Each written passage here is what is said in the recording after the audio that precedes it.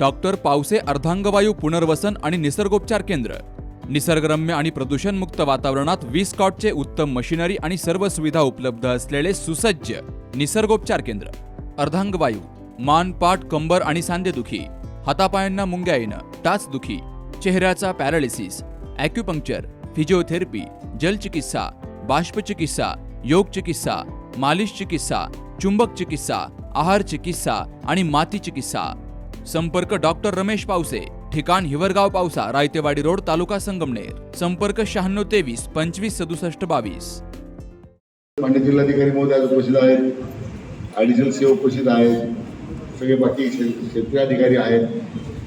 या सगळ्यांच्या उपस्थितीमध्ये आज आपल्या तालुक्याचे जे आमदार लोकप्रिय आमदार रामोजी खताळ यांच्या उपस्थितीत आता बैठक झाली.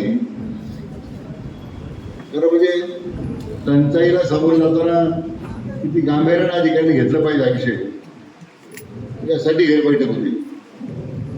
आणि जर टंचाई उद्भवताना दोन मुद्दे महत्त्वाचे, एक तर विजेचा मुद्दा महत्त्वाचा आहे, तो ताबडतोब आपण त्यात लक्ष घातलं पाहिजे. केवळ वीज मिळत नाही, 8-8 दिवस वीज नाही आहे, विजेच्या रखडल्यामुळे लोकांना पाणी मिळत नाही आहे, हे काय काही योग्य नाही आहे. मला वाटतं त्या सगळ्या एजन्सी आता एकत्र बसून या संदर्भात आता विचार केला पाहिजे.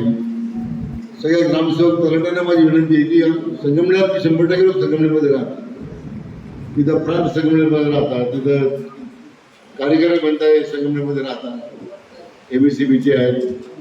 तुम्हाला त्याच्याशी जाऊन स्वतः भेटलं पाहिजे. एक पत्र पाठवलं म्हणजे सोबत झालं पाहिजे. तुम्ही सुद्धा प्रोॲक्टिव्हली काम करण्याची गरज आहे. तर छोटी लोकप्रतिनिधी, सरपंच असतील, गावाचे पदाधिकारी असतील, त्यांनी किती प्रयत्न केला आणि जर शासकीय कर्मचाऱ्यांनी त्याच्यामध्ये हलगर्जीपणा केला तर ते काम साध्य होणार नाही.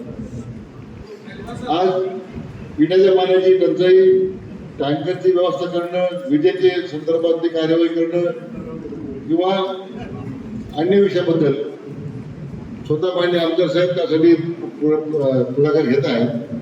परंतु महत्त्वाचं जलजीवन बाबतीमध्ये तर मी सांगायची गरज नाही. सगळ्या योजनेचा प्रचंड भ्रष्टाचार MGमध्ये झालेला आहे आणि अधिकारी आणि तंत्रज्ञान यांनी संघटनेनं पूर्ण योजनेचा बोजवारा केलेला आहे. याच्याबद्दल माझं मत स्पष्ट आहे पहिल्यापासून. तुमच्या गावात सुद्धा ज्या काही MGPच्या योजनेमध्ये जो गैरव्यवहार झाला दिसतो तुम्हाला, पाणी उद्भव नाही तरी पाईपलाईन झालेला आहे, रस्ते खोदलेले आहेत पण नकाशा नाही, तर त्या संदर्भात लिखित स्वरूपात त्या ग्रामपंचायतीचे ठरवून नसली तरी काही ग्रामपंचायत काही ठरवू देणार नाही. पण तरी तुमच्या तरी लिखित स्वरूपात त्या भागातल्या काही 50 नागरिकांच्या सह्या घेऊन ते आमदार महोदयाच्या कार्यालयात ते निवेदन पोच करा. म्हणजे मग आपल्याला त्या MGPच्या बाबतीत काय स्वतंत्र त्यामध्ये उल्लेख करा. जिल्हा परिषदेच्या मार्फत जे योजना सुरू आहेत त्याचा जर तक्रार असेल तर त्याचा वेगळं निवेदन तयार करा. म्हणजे आपल्याला कारवाई करणं सोपं होतं. आणि विजेच्या पुरवठा बाबतीमध्ये सुद्धा अडचण वाटते, तातडीनं काय लक्ष घातलं पाहिजे ट्रान्सफॉर्मरच्या संदर्भात, त्याचं एक स्वतंत्र निवेदन आमदार महोदयांकडे आपण पोच करा. म्हणजे आपल्याला त्या बाबतीमध्ये कारवाई करता. सगळ्यात महत्त्वाचं आपण काय चर्चा करताना शेवटी हे सगळे विषय आपण ज्यावेळी चर्चा करतो त्या प्रामुख्याने पाण्याचं प्रदूषण यामध्ये आता आम्ही जलसंपदा खात्याने जातात मुख्य त्यामध्ये लक्ष घातलेलं आहे. आमच्या अधिकाऱ्यांना मला आश्चर्य वाटतं की त्यांना भंडारदरा ते ओझरा कालवा असताना त्यात प्रदूषित पाणी कसं सोडून देतात ते आश्चर्य झालं. उद्या जिल्हाधिकारी महोदयाचे सगळे त्या सगळ्या प्रदूषण नियंत्रण मंडळाच्या अधिकाऱ्यांची बैठक त्यांना सांगितली घ्यायला. कार्यक्रमानंतर काळजी हजर राहा. तुमच्या डेप्युटी त्यांना शोका करून टाकताना स्वतःला माहीत नाही काय पाणी प्रदूषित पाणी जातं नदीमध्ये काय पाहतो आपण, तो कालवा आहे ना, कालव्यामध्ये कुठलं पण सोडता येते तुम्हाला. ड्रिंकिंग वॉटर पाणी त्या कालव्यातून खालीच्या डाऊनस्ट्रीमला द्यायची जबाबदारी आपली शुद्ध पाणी. कोणी उद्या कोणतं पाणी घटकासाठी हे कोणा विरुद्ध मी राजकारण कधी बोलत नाही. सगळ्या राज्यामध्ये मी कारवाई सुरू केली तेव्हा आपल्याकडे नाही. सगळ्या आमच्या दोन्ही महामंडळ अंतर्गत जेवढ्या नद्या जेवढ्या ते प्रदूषित होत आहेत, पाणी प्रदूषित करत आहेत, त्या ठिकाणी त्या सगळ्या नगरपालिकांच्या ग्रामपंचायतीच्या विरुद्ध दंडात्मक कारवाईच्या नोटीस आम्ही द्यायला सांगितलं. त्यांच्यावर गुन्हे दाखल करायला वाटतं. लोकांच्या आरोग्याशी ते खेळत आहेत त्या मी कारवाई करायला सांगितलेली आहे. 100% पाणी ते नमुने तपासायला सुद्धा दिलेलं आहे. सगळं पाणी रेकॉर्ड आहे, सगळं पाणी दूषित पाणी नमुने तपासून त्या केवळ असं मान्यता कारण नाही की आपण संगमनेर पूर्ण करतो. परत आमच्या राज्यस्तरीय बैठकीमध्ये या दोन्ही महामंडळांतर्गत जेवढ्या नद्या, आज पुणे महानगरपालिकेची किती वाईट अवस्था आहे, नाशिक महानगरपालिकेची अतिशय वाईट अवस्था आहे, सगळ्या नगरपालिकेचं आणखी वाईट अवस्था आहे. आणि त्यामुळे दुर्दैवानं त्या सगळ्या वॉटर सप्लाय पाणी जातं, ते सगळं दूषित पाणी जातं.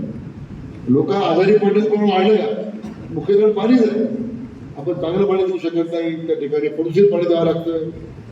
म्हणून नगरपालिकेचे सुविधा असेल संगमनेरचे, तर तुम्ही जर काळजीपूर्वक करा तर गुन्हा तुमच्यावर दाखल होणार आहे. आम्ही काही नगरपालिकेच्या पदाधिकारी म्हणून दाखल करत नाही, जे इम्प्लिमेंटिंग अधिकारी आहेत त्याचं निष्काळजीपणा आहे. म्हणून सगळ्या नद्यांमध्ये हे जे प्रदूषण वाढत चाललेलं आहे, राज्य सरकारनं एक स्वतंत्र विभाग आता तयार केलेला आहे या प्रदूषण पाण्याचं कमी करण्यामध्ये, नद्या स्वच्छ करण्यामध्ये, नद्यांचं संवर्धन करण्यामध्ये. जलसंपदा खातं म्हणून आता मी त्यात पुढाकार घेत नाही. पण निश्चितच यामध्ये आपण अधिकारी, सगळे आपले अधिकारी त्या ठिकाणी काळजीपूर्वक काम करा. मी सगळ्या कार्यकर्त्यांना विनंती करणार आहे किंवा थोडं राजकारण कमी करून थोडं विकासाकडे लक्ष द्या. म्हणजे जाऊन आता 1 वर्ष झालं, 1.5 वर्ष झालं, आता आपल्याला ज्या सामान्य लोकांनी विश्वासानं आपल्याला त्या ठिकाणी निवडून दिलंय, आज त्या नागरिकांच्या सामान्य लोकांना आधार द्यायचं काम, त्यांचे प्रश्न सोडवताना पुढे राजकीय भूमिका न आणता मनामध्ये आपण हे काम केलं पाहिजे. तर लोकांना वाटेल की आपण काही बदल केलेला आहे. आता आपण त्याचं वागायला असताना आपल्याला आपल्या कार्यपद्धतीमध्ये गावात थोडे बदल केले पाहिजे. उगाच मला हाताने धरून, आमदार हातात धरून तुमच्या गावातले गुजरामध्ये करू लागतो. ज्यावेळी गरज आपण त्यावेळी पाहू. आता आपल्याला सामान्य जनतेला आधार द्यायचं काम केलं पाहिजे. हे मुख्य काम तुम्ही करा. ज्याच्याकडे कोण टाकवायचं, त्याच्याकडे कोण टाकवायचं, आपण काय करतो, गावाचे 2-4 ट्रॅक्टर भरणे ना तशी त्याला आंदोलन करा, प्रांतीची सुरुवात करा, त्या MSCBच्या पुढे करा. लोकांची चळवळ तुम्ही स्वतः गावचा प्रश्न मांडा नाही निघून. याचा त्या शासकीय प्रशासकीय यंत्रणेला कळेल ना की आपल्या विरोधात पक्ष विरोधात. परंतु आज स्वतः आमदार मध्ये लक्ष घालताय, मी स्वतः त्याच्यामध्ये लक्ष घालतोय. अशी कुठं अडचणी वेळ येणार नाही आपल्यावर. माझे जिल्हाधिकारी काल पार्टनरला होते. आम्ही काल आता आज इथे दौरा होतो स्थगित केलाय. सगळ्या ठिकाणी आज प्राधान्य पुढचे 2-3 महिने जे आहे पिण्याच्या पाण्याचं नियोजन अतिशय आपलं उत्तम करता आलं पाहिजे. जर चाळीची काही अडचण वाटत नाही फार, परंतु विजेच्या प्रश्नामुळे पाण्याची टंचाई होऊ नये. पण MSCBच्या लोकांनी, खरं वितरण कंपनी लोकांनी त्याची अतिशय खबरदारी घेतली पाहिजे. आणि सगळ्या लँड डिपार्टमेंटच्या लोकांनी, सगळ्या ग्रामसेवकांनी, फील्ड ऑफिसरनी आपल्या कामात जर कचोराई झाली त्याच्यामध्ये क्षमाने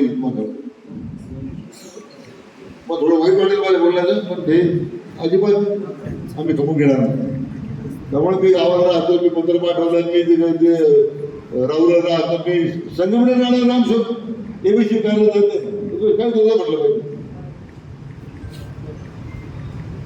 ते आपण स्वतःचे जरा काळाची गरज आहे. या सगळ्या अडचणीमध्ये जनतेला आपल्या शासनाचा आधार मानला पाहिजे. शासनाचा आधार देणारे कोण लोक आहेत, आमदार बोध आहेत, कार्यकर्ते आहेत, पण प्रशासकीय यंत्रणेतले जे अधिकारी आहेत त्यांनी सुद्धा त्याच संवेदनशील काम करण्याची आवश्यकता आहे. आपल्या डोळ्यांची काळजी घेणारं पोखरकर नेत्रालय आता नवीन ठिकाणी सुसज्ज आणि अद्ययावत स्कायलाइट मल्टी स्पेशालिटी हॉस्पिटलमध्ये. डोळ्यांचे विविध आजार, ऑपरेशन्स आणि उपचार आता एकाच ठिकाणी. मोतीबिंदू, काचबिंदू आणि medical retina specialist doctor Santosh Kishor Pokharkar करणार आपल्या डोळ्यांच्या सर्व समस्यांचं परिपूर्ण समाधान. ठिकाण स्कायलाइट मल्टी स्पेशालिटी हॉस्पिटल, देवाचा मळा, बालाजी अपार्टमेंट जवळ, संगमनेर. संपर्क 02425 29 91 90 आणि 8108 17 63 65.